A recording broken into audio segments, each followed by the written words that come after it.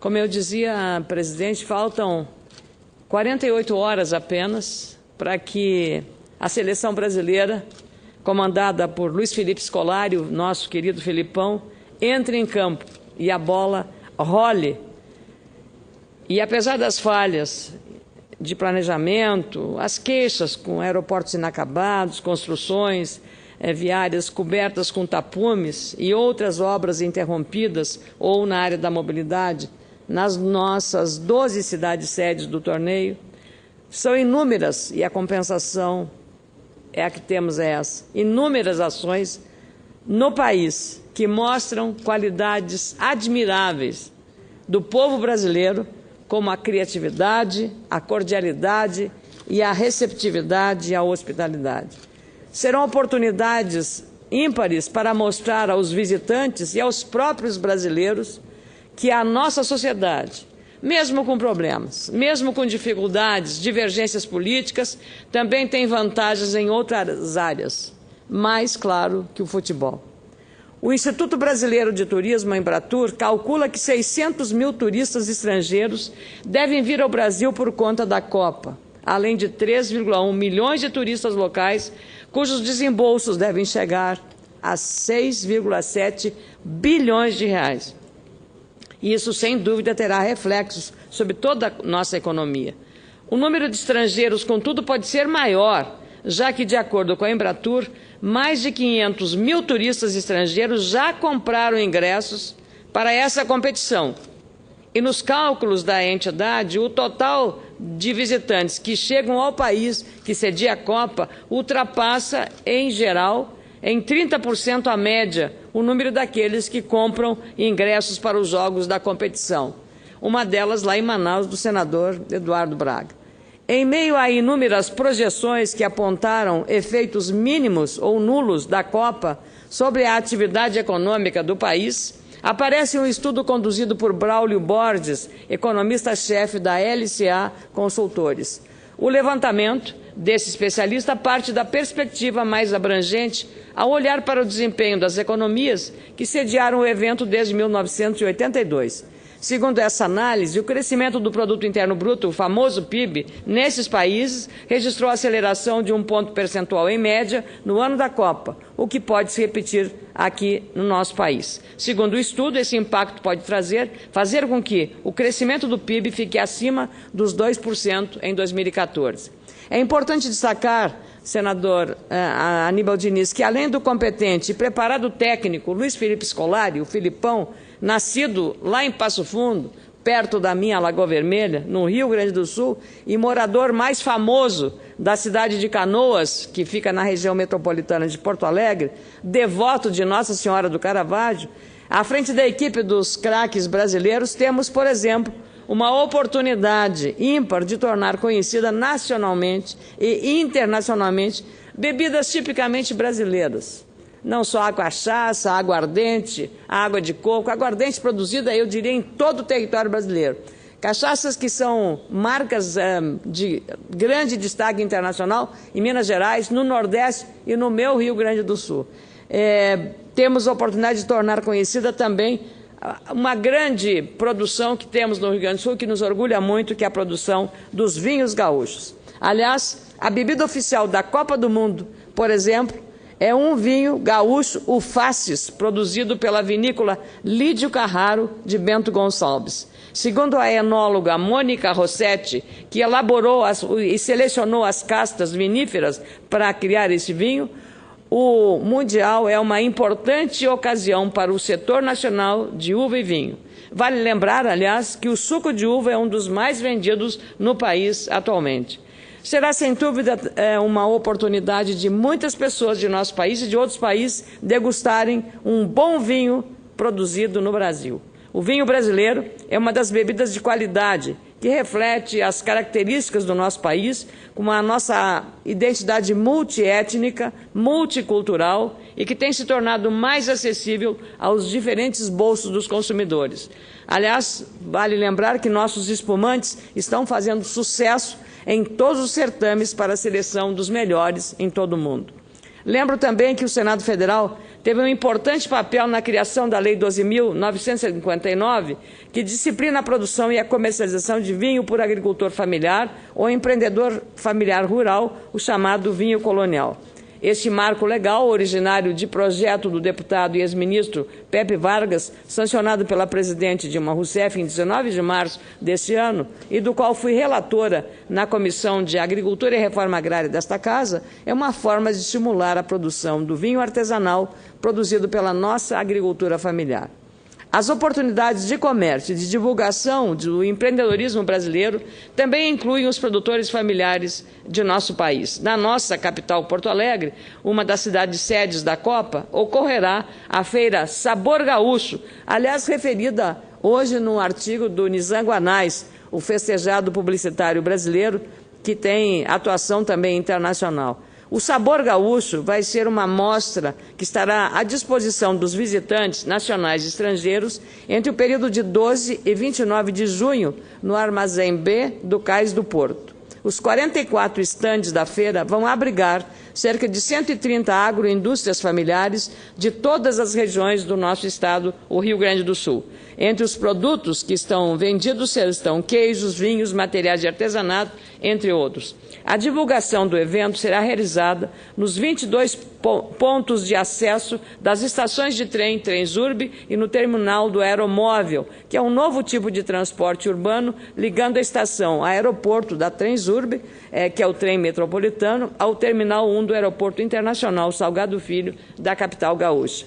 Destaco também o trabalho do diretor de Administração e Finanças do Transurb, meu amigo Leonardo Hoff, na modernização do trem em Porto Alegre, porque 15 novos trens serão climatizados e terão câmeras para oferecer mais segurança a todos os passageiros.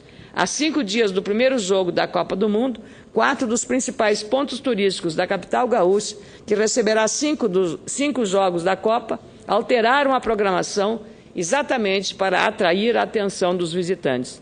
No mercado público, que é uma referência turística em Porto Alegre, filhos de comerciantes que falam inglês ficarão de prontidão para ajudar na venda de artigos brasileiros, especialmente gaúchos, como vinhos, cervejas artesanais, carnes, salames, queijos, doces, frutas e verduras.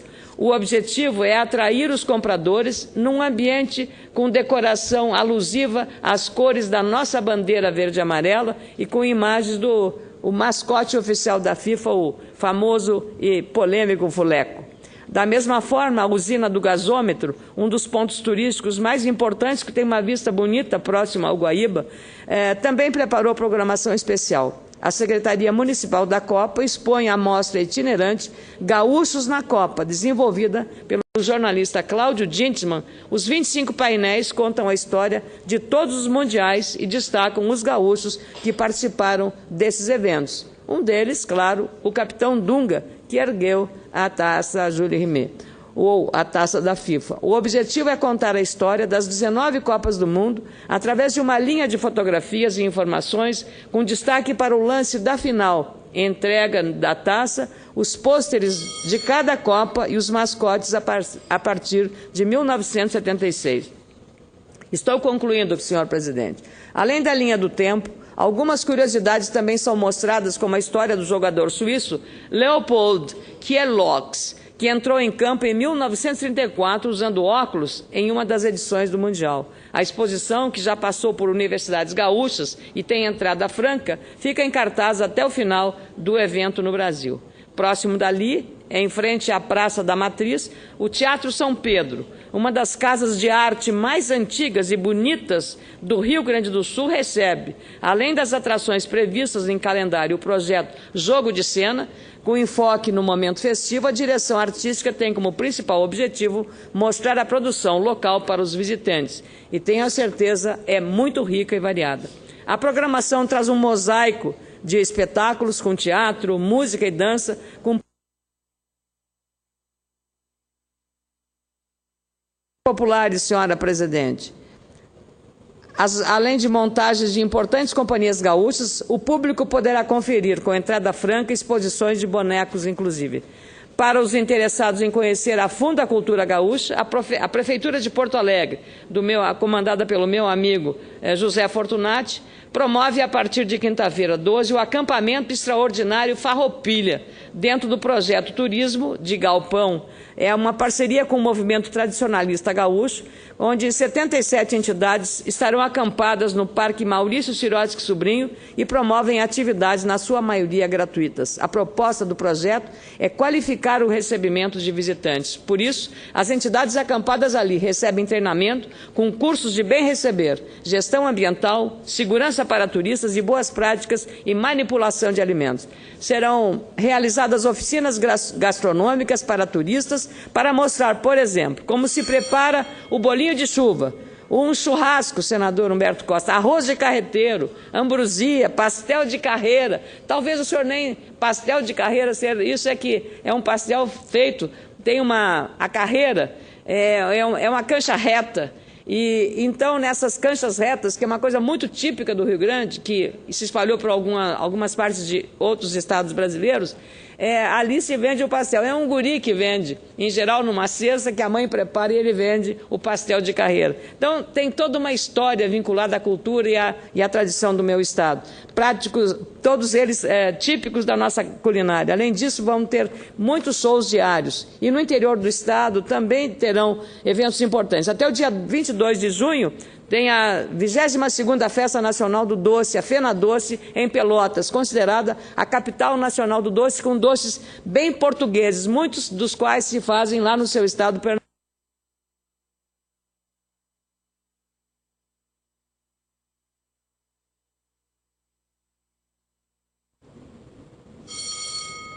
É essa cultura forte que nos enriquece cada vez mais, e a Copa do Mundo nos permite mostrar aos visitantes estrangeiros essa riqueza multicultural, multiétnica. Além de divulgar os deliciosos doces pelotenses, é ocasião para a promoção de atrações culturais e comerciais muito importantes para a economia do nosso estado. Até o próximo dia 15 de junho também acontece a Feira Indústria, Comércio e Serviços, a Expo Bento, em Bento Gonçalves, também para se conhecer a riqueza desse estado. E a Rádio Senado, queria aqui como jornalista festejar, já disponibilizou na internet o hot site com os programas produzidos especialmente para a Copa do Mundo no Brasil. São histórias, curiosidades e participação do Legislativo, a cobertura radiofônica das Copas e as canções que fizeram parte da trilha sonora dos Mundiais. O hot site foi elaborado por Unaldo Vale do Nascimento e Tiago Vitorino, com a colaboração da equipe da Rádio Senado e da Agência Senado. A história das Copas, produzido por Felipe Cafino, conta fatos marcantes e curiosos dos mundiais em 30 episódios. Um deles foi a Batalha de Berna, o jogo entre Brasil e Hungria na Copa de 54 na Suíça. Naquela época, o Brasil era o atual vice-campeão do mundo e a Hungria era a grande seleção do momento, resultando na derrota do Brasil, que marcou 2 gols, enquanto a Hungria marcou 4. A série de 10 programas, não queremos lembrar isso mais, nós queremos fazer nós 4 e a Hungria que faça os 2. A série de 10 programas, o Rádio na Copa, de Jefferson Dalmoro e Rodrigo Rezende, traz a cobertura radiofônica dos mundiais, que no Brasil teve início em 38, narrações que marcaram a história e comentários do professor Luiz Arthur Ferrareto, da Universidade Federal do Rio Grande do Sul. O spot Senado na Copa, produzido por Pedro Henrique Costa, explica a participação do Legislativo na aprovação de leis que possibilitaram a realização do evento no Brasil, especialmente a Lei Geral da Copa, que eu tive a honra de ser a Copa, e foi uma honra muito grande ter compartilhado com os senadores esse momento importante. Muito obrigado, senhor presidente.